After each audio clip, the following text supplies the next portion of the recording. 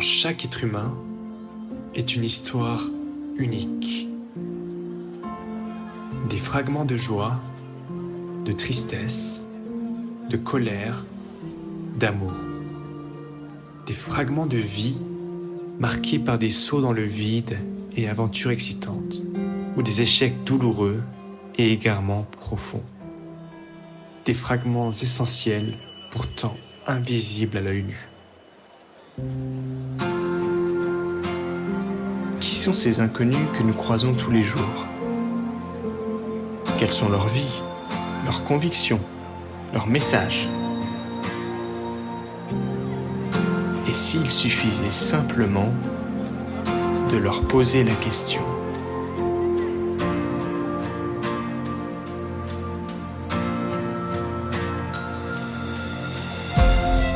Dans ce podcast, nous allons à la rencontre de celles et ceux que l'on ne prend pas assez le temps d'écouter et qui ont pourtant tellement à nous apprendre. Chaque semaine, nous parcourons les villes et les villages pour recueillir les témoignages de femmes et d'hommes ordinaires, aux histoires pourtant singulières, voire extraordinaires. Ensemble, nous rassemblons les précieux fragments de vos existences pour croiser les regards et vous partager la richesse du monde qui nous entoure. Bienvenue dans le podcast qui vous donne la parole. Bienvenue dans Fragments d'essence.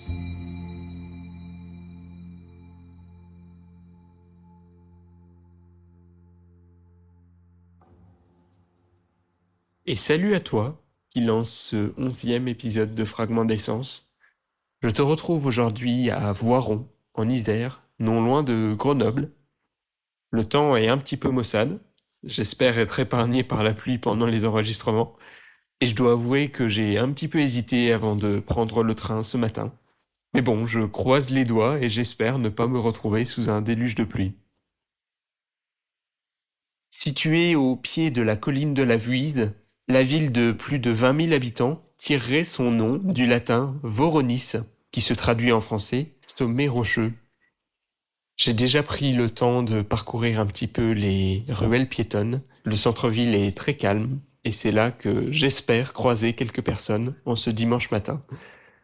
Voiron est, avec Chambéry et Grenoble, une des 3 villes portes du massif de la Chartreuse, mais elle est également à proximité de plusieurs autres sites touristiques de la région, que sont le lac de Paladru, où a été tourné le premier épisode, et le monastère de la Grande Chartreuse. Je te souhaite une excellente écoute à la rencontre des Voironnais. Place au fragment d'essence.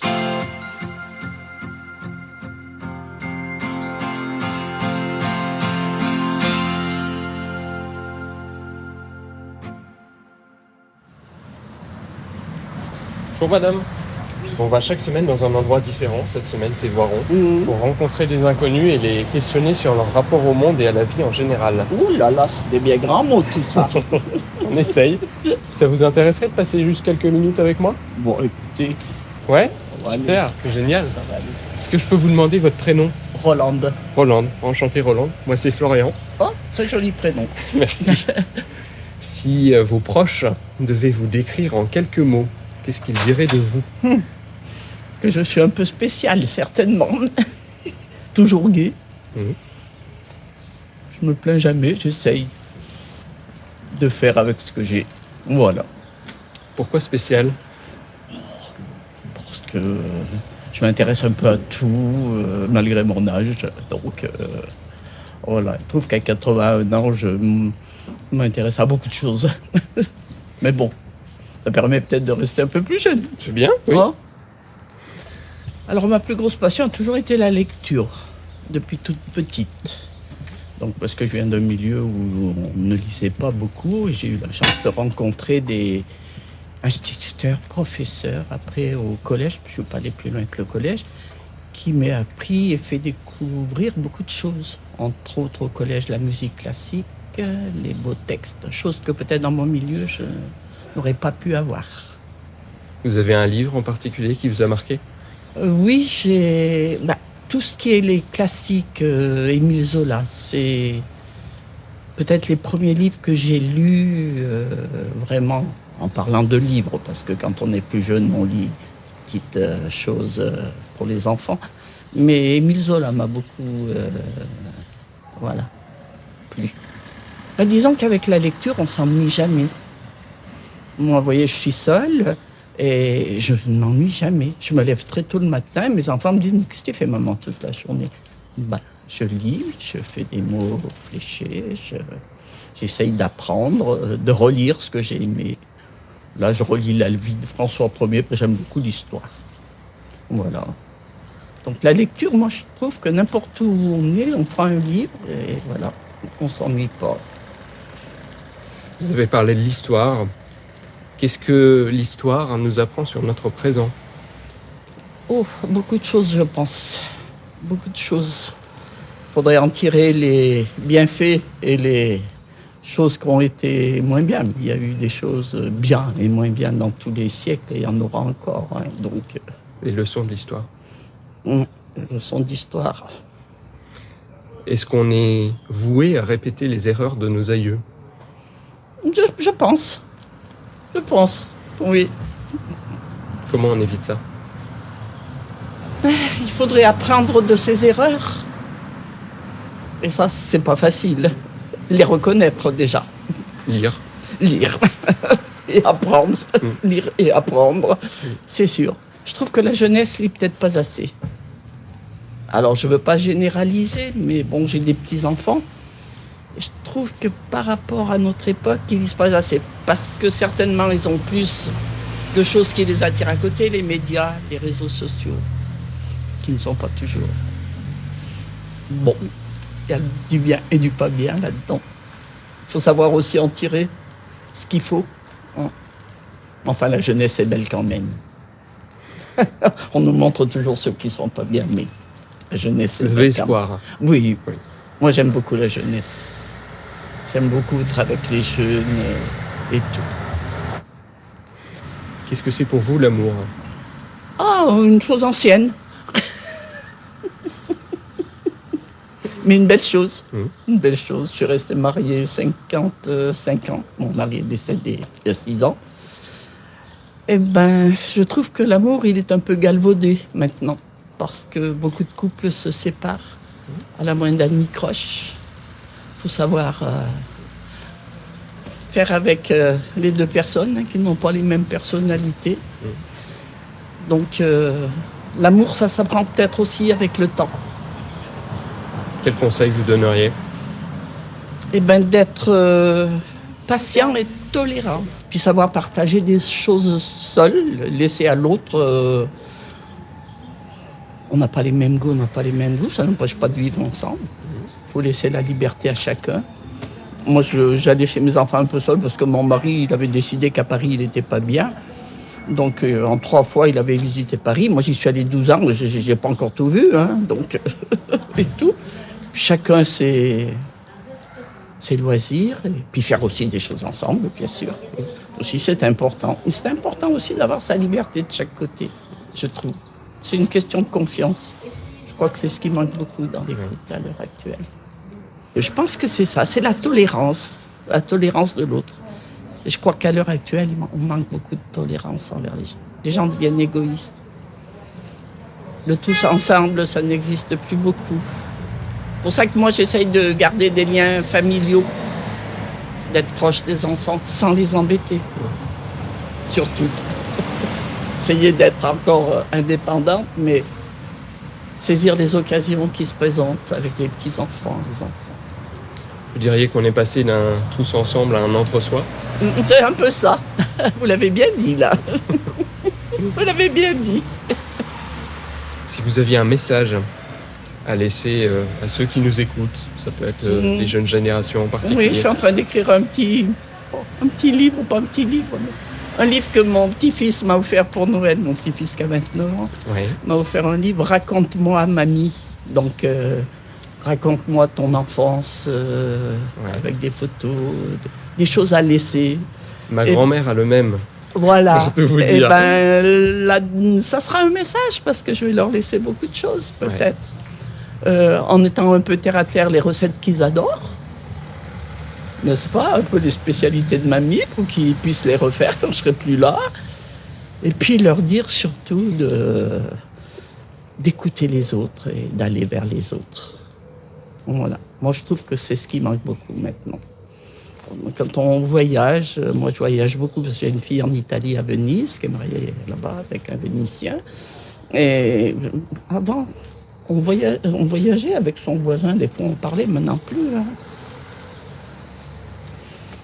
Il n'y a que moi qui ai mes mots croisés dans l'avion. C'est pourtant un téléphone portable. Hein. Je vais sur l'ordinateur, je fais tout ce que j'ai à faire sur mon ordinateur, parce que je suis obligé. Mais je trouve que quand on est quelque part, on range le téléphone et on essaye de... Sociabiliser. Voilà. C'est le message qu'il faudrait laisser à tout le monde. Regarder les autres un peu et s'intéresser aux autres. Similairement, qu'est-ce que vous aimeriez que l'on se souvienne de vous?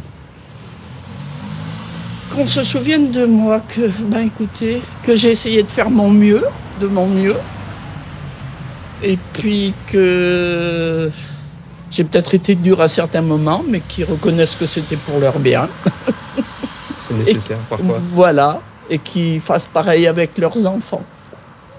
Parce que j'ai des arrière-petits-enfants déjà, alors donc qu'ils essayent de faire pareil, d'être un peu stricts, mais c'est pour leur bien. Après, ils reconnaissent quand ils sont plus grands. Ils disent, maman, elle était peut-être sévère, mais tout compte fait, on est pas mal maintenant. On a du mal à s'en rendre compte quand on est plus Oui, quand on est jeune, c'est sûr, mais c'est après, quand vous les entendez discuter dans les repas de famille, vous vous dites, oh, j'ai pas trop mal réussi, tout compte fait. C'est pas mal. Quelle est la petite chose qui vous a rendu heureuse ce matin? Ce matin, vous voyez, j'ai une amie qui a des soucis avec son mari, à qui on vient de dire qu'il avait la maladie d'Alzheimer et qui a très mal réagi parce qu'il avait une neurologue il y a 2 jours. Mon plus grand plaisir, c'est d'être allé leur rendre visite ce matin à 9h30 pour essayer de les réconforter, de boire un café avec eux. Et voilà, ça m'a fait plaisir. Ça a fait plaisir à mon ami. Et voilà. C'est admirable. Oh, admirable, je ne sais pas, mais c'est l'amitié. Et c'est important. Ça fait 40 ans que je les connais. Ah oui. Et ils habitent dans la même résidence que moi maintenant, donc c'est important. Compter sur ses amis. Si vous aviez une référence, ça peut être un film, un livre, une musique à recommander. Ah, moi, ma Qu'est-ce qui vous musique. vient en tête? Ah, moi, le boléro de Ravel. Ouais. Ah, c'est magnifique. C'est magnifique. Beaucoup de choses d'ailleurs que j'aime. Je me dis toujours que j'aimerais revoir la comédie musicale, parce que j'aime beaucoup la comédie musicale, du Roi Lion. La comédie musicale Le Roi Lion. Ouais. D'accord. Que j'ai vue au Théâtre Mogador il y a des années. Ouais. Et je sais qu'elle passe encore. Et ça vous avait marqué à l'époque? Ah oui, parce que c'est magnifique et tout. Mais en musique, alors le boléro de Ravel. Boléro de Ravel. Ouais. J'aime beaucoup la musique classique. J'étais une fan de Johnny Hallyday aussi, parce que même génération, même âge d'ailleurs. Mais ça, l'un n'empêche pas l'autre. Exactement ce que j'allais dire, voilà. L'un n'empêche pas l'autre. Et je crois que c'est la musique que je préfère le plus, celle-ci. Bah écoutez, merci beaucoup pour De rien, jeune votre homme. précieuse minute. Merci, Je c'était vous un en prie, plaisir. jeune homme, moi aussi. Et Bonne journée à vous. À vous aussi. Merci, Au revoir. Au revoir.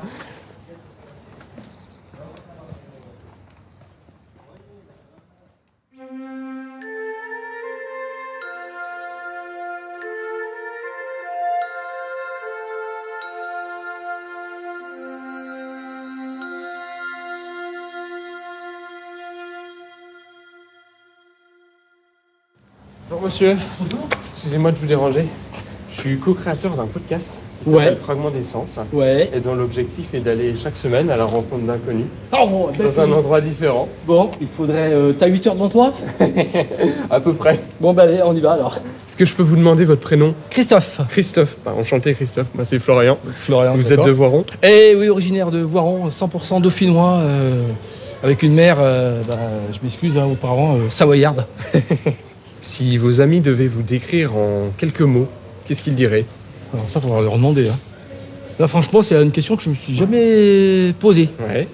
Donc pour moi, je suis presque parfait. Donc après, maintenant, est-ce qu'ils ont la même opinion que moi? J'en sais rien. Mais je rigole. Non, franchement, c'est une question que je ne me suis jamais posée. Et donc, ouais, ce qui me caractérise, c'est que je fais les choses assez sérieusement, mais sans me prendre au sérieux. Et avec la profession que je fais, eh bien, c'est inestimable. Alors, je suis enseignant en BTS. Enseignant en BTS, donc tout ce qui est matière, alors très sexy, hein, économie, droit, gestion et management d'entreprise. Donc tout. Enfin, moi j'enseigne la motivation au travail, des styles de management, la mise en place de la RSE. C'est des fondamentaux qui sont importants pour qu'ils puissent. Alors moi je forme des managers opérationnels, ça fait 15 ans que j'y suis. Et alors bizarrement, la première promotion que j'ai eue, eh bien, j'ai encore des contacts avec eux et j'ai vu leur évolution. Alors c'est vrai qu'on demande souvent aux gens qu'on interviewe ce qu'ils auraient aimé apprendre à l'école. Mais vous, est-ce que peut-être vous apprenez des choses, à vos élèves Ouais, ah bah oui. que vous, que vous regrettez de pas avoir eu? Bah, là j'ai eu la chance de leur expliquer le phénomène des taux d'intérêt négatifs. Quand j'étais en fac d'éco en 83-84, un professeur d'économie vous verrez, durant votre expérience, le monde, l'Europe et les États-Unis vont connaître des taux d'intérêt négatifs. On aurait fui. S'imaginer qu'une entreprise qui emprunte ou qu'un État emprunte et ça rapporte plus d'argent en empruntant qu'en s'endettant. Alors j'ai trouvé un chef d'entreprise, je lui ai dit mais tu as emprunté à un taux négatif. Alors comment tu fais pour... Ah ben on ne rembourse pas, on fait des revenus, des produits financiers exceptionnels. Ça a duré 18 mois. Comme pareil, je lui dis le 21 mars 2020, ou 24 mars, enfin, à peu près, quand tu es en pleine crise du Covid, le baril du pétrole était négatif. C'est-à-dire, alors, je leur ai expliqué, c'est-à-dire que les pétroliers, eh bien, ils donnaient plus d'argent à ceux qui... C'est comme si vous, alors c'est pas possible dans la vie réelle, mais c'est comme si vous alliez chercher de l'essence à la station et c'est le pompiste qui vous donnait de l'argent. Voilà, ça dure un jour, quelques heures. Hein. Mais voilà, alors, tous ces phénomènes-là, c'est vrai pour les étudiants qui sont un peu rationnels, et ils auraient été un petit peu... voilà. Alors, voilà. Donc ouais, c'est tous les phénomènes qui font que... Alors par contre, je les mets en garde, c'est quand les bitcoins. Hein. Il y en a un, il est venu là, il y a 2 ans, j'ai ma belle-mère qui m'a incité à prendre des bitcoins, mais qu'est-ce que j'en fais? Moi, j'ai pas de conseil à te donner, il était à 75 000 $, je crois. Moi, j'ai pas de conseil à te donner, hein, mais le bitcoin, ça repose sur rien. Donc c'est du vent. Donc vends-les. Ah bon, sa belle-mère, parce qu'il était juste marié, il n'a pas voulu, et ben il a tout perdu. Enfin, c'est remonté, après ça rebaisse, donc moi c'est un phénomène que Alors en tant qu'économiste, le bitcoin, c'est un phénomène que je ne connais pas, que j'arrive pas à expliquer. Donc vu que moi j'aime bien quand ça repose sur quelque chose de sérieux, de fondamentaux. Pareil pour les actions. Moi j'ai connu des actions dans les années 80-90 où on pouvait étudier les résultats de l'entreprise en projetant le cours d'action et surtout les dividendes en fin d'année. Maintenant, le cours de l'action, ça reflète mais de très très loin la réalité économique et financière de l'entreprise. Ouais, c'est tous des phénomènes comme ça qui fait que c'est passionnant à expliquer parce que même moi, j'apprends plein de trucs. On sent que vous êtes passionné en tout cas. Ouais, puis surtout que moi j'ai eu la chance de faire avec des alternants qui sont déjà un pied dans l'entreprise. Donc voilà. Qu'est-ce que l'enseignement vous apporte au quotidien? Alors, est-ce que c'est dû à la crise du Covid? Mais c'est vrai que depuis... c'est vrai que le niveau a un petit peu baissé. En 15 ans, moi, je l'ai vu. Les générations, il y a 20 ans en arrière, ils auraient pu dire la même chose. Mais c'est vrai que le Covid n'a pas arrangé les choses. Et c'est vrai que quand on enseigne des choses mais concrètes, mais achetez le moindre journal. Vous êtes noyé d'informations. Mettez la chaîne continue. Ça, on va vous en parler de ce phénomène-là. Alors, des fois, je leur donne parce que je projette des fois mes cours, et donc, des fois, je leur projette des coupures de journaux, en disant, voilà l'exemple. Récemment, quand on a enseigné en droit, donc c'était le droit objectif avec le lien de causalité, et puis, c'était quoi? Ah oui, un dommage, un lien direct avec un dommage et un lien de causalité. Et alors, expliquer ce que c'est un lien de causalité.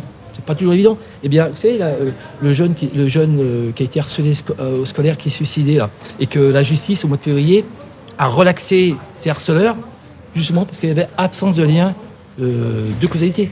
C'est pas parce que ces 2 élèves avaient harcelé que c'était la cause directe. Il y avait d'autres causes. Alors, c'est vrai que ça fait un peu scandale pour les parents. Mais voilà. Donc là, j'ai eu cette chance de leur expliquer Non, voilà, un lien de causalité, c'est ça.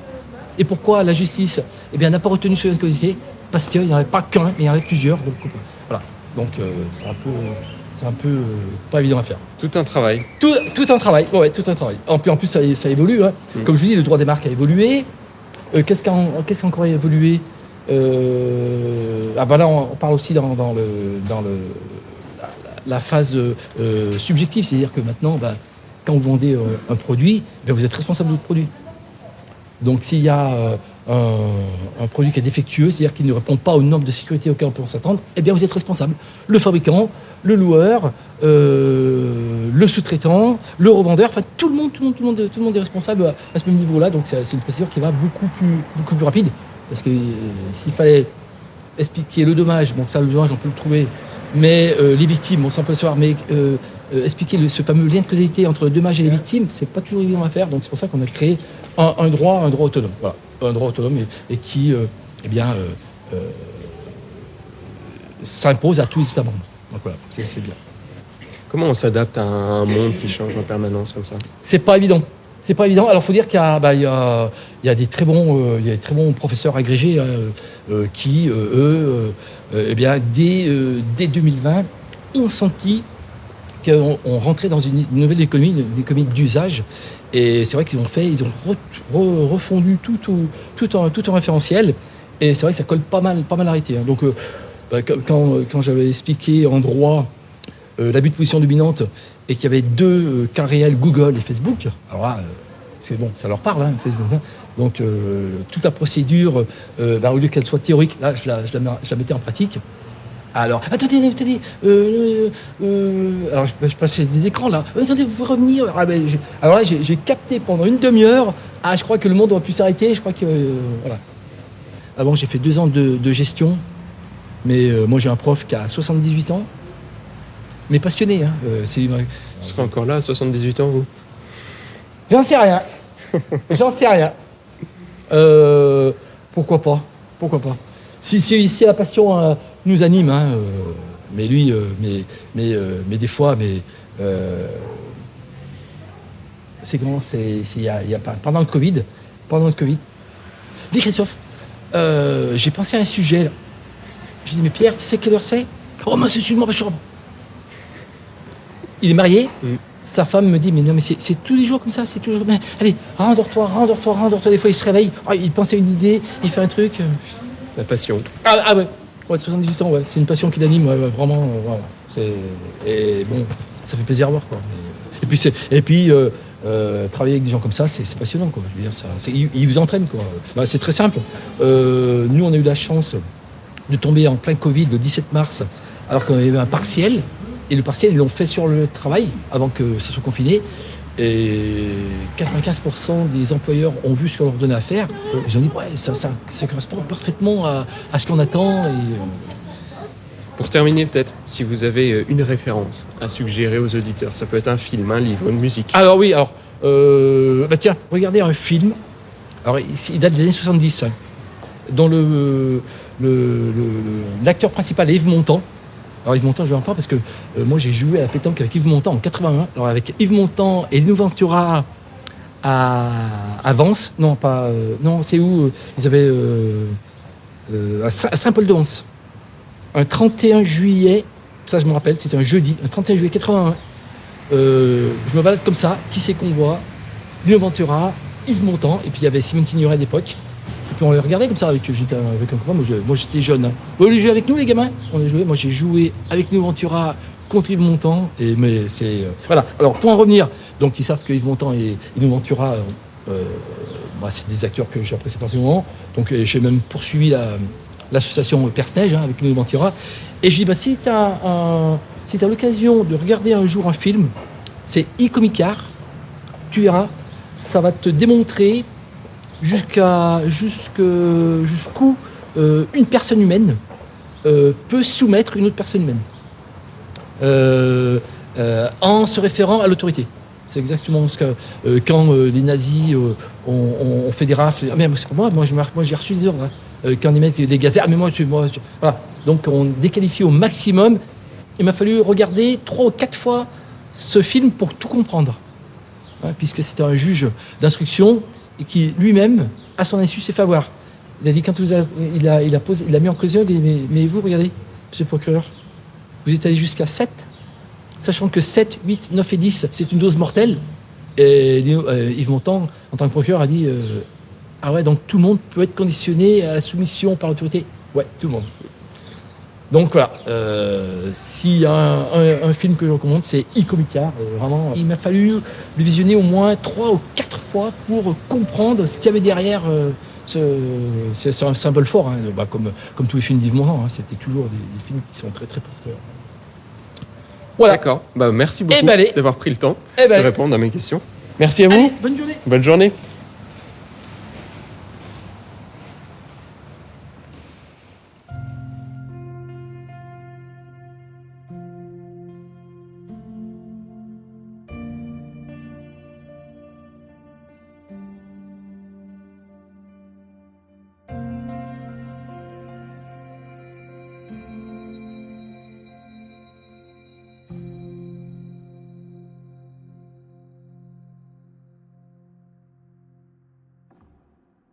Et alors que je marchais dans les ruelles de Voiron, une présence m'intrigue. Bonjour madame. Vous faites partie de France Bleu? Non, du tout. Parce qu'il y avait une émission avec un monsieur qui vient de sortir, d'écrire un livre et qui vient de sortir. Il disait, ce monsieur, je fais du social dans la rue. Et ce monsieur, au fil et à mesure qu'il racontait ce qu'il faisait, je me suis dit, mais ce n'est pas possible. Il me copie. Je discute avec tout le monde. Les jeunes, les personnes âgées. Je parle beaucoup. J'aime la discussion. Et moi, je peux discuter avec n'importe quelle personne. Je m'adapte à elle. Mais aussi, il ne faut pas oublier que je suis bavarde. Je parle quand même de moi. Bah, c'est bien. Oui. Donc je vous copie, on peut dire comme ça. Oui. Parce que je fais un petit peu la même chose finalement. Parce que vous voyez, je suis de Grenoble. Je vais voir mon mari à l'EHPAD. Il se trouve qu'à le monsieur qui donne des tickets, j'ai un défaut. Oui. Je fonctionne avec les prénoms des gens. N'importe où. Un magasin, une vendeuse, quelqu'un qui me rend un service. Et je suis tombée sur une dame qui m'a aussi, plusieurs fois, une dame et aussi une jeune fille qui m'a dit « Quel est votre prénom ?» On dirait que ça accentue le lien de connaître le prénom des gens. Je discute avec Emmanuel qui donne les tickets à la gare et je lui dis « Quel est votre prénom ?» Et il me répond derrière son guichet « Emmanuel ». Et moi, dans la gare, dans le hall de la gare, seulement le hall où il donne les tickets, je me mets à chanter « Emmanuel ». Comme un soleil, Emmanuel, toujours merveille, je trouvais pas le mot. Et puis alors les gens, ils se marraient. Mais maintenant, quand j'arrive, et s'il y a personne, et Emmanuel est libre, Monique, il m'appelle pour me faire passer, parce que des fois je suis dans la lune, il m'arrive des aventures, mais extraordinaires. Alors je suis comme vous. Et vous, c'est quoi votre prénom? Florian. Ah, Florian. Monique. Ouais. C'est ça. Et moi, pour m'amuser, je fais des textes sur des trucs anodins. Je m'amuse. Mais c'est bien. Et je Laissez-moi vous dire, vous avez raison. C'est indiscret si je vous demande votre âge. Et alors, qu'est-ce que vous en pensez? Bah, vous êtes rayonnante de vie, de joie de vivre. Je viens de faire 83 ans. Bah, félicitations. C'est là qu'on voit qu'on vieillit, quand on se promène dans Grenoble et qu'on voit, par exemple, le nombre de magasins qui n'existent plus, et tout du moins qui ont changé, ou qui n'existent plus. Mais je me dis, mon Dieu, il y avait ici les Dames de France, là il y avait ça, là il y avait ça. Et dans le fond, c'est là que j'éprouve un peu de la nostalgie de ne pas retrouver mon Grenoble d'avant. Vous voyez? Voilà. Et vous ne vous arrêtez pas entre midi et 2? Je vais faire une pause dans pas longtemps. Là. C'est bien. Chaque personne raconte un truc différent. Oui, c'est ça. Chaque personne a un vécu unique, quelque chose à partager. Et c'est ça qu'on recherche finalement. Profitez bien. Merci à vous. Bonne journée. Partie comme elle est arrivée. Incroyable.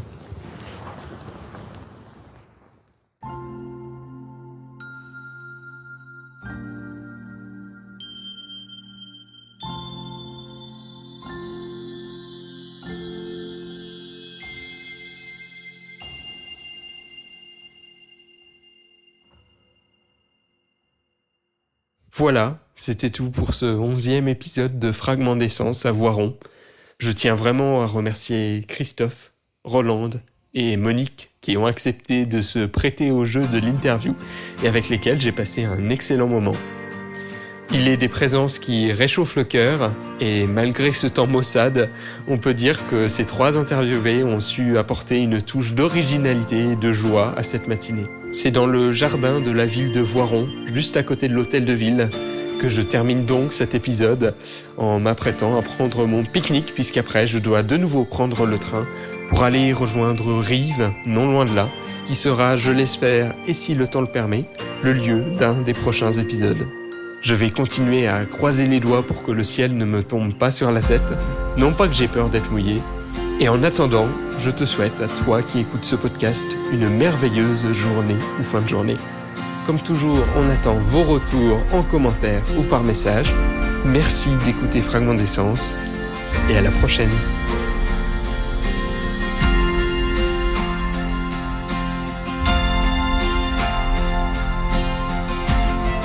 Merci d'avoir écouté cet épisode jusqu'au bout. Si tu l'as apprécié et si tu souhaites nous aider à reconstituer ces fragments d'essence, le mieux c'est de partager le podcast à tes proches. C'est notre meilleure communication et ça aide considérablement notre travail à gagner en visibilité. Tu peux aussi nous donner 5 étoiles sur Spotify ou iTunes et laisser un commentaire pour nous faire part de tes avis et suggestions. N'hésite pas à nous écrire et nous mentionner sur Instagram pour que l'on puisse te repartager. Et enfin, si tu en as l'envie, tu peux faire un don sur Buy Me a Coffee pour couvrir nos dépenses matérielles et nos déplacements. Tous les liens sont en description du podcast. À la semaine prochaine pour un nouvel épisode. Et surtout, n'oublie pas toi aussi de rassembler les précieux fragments de nos existences.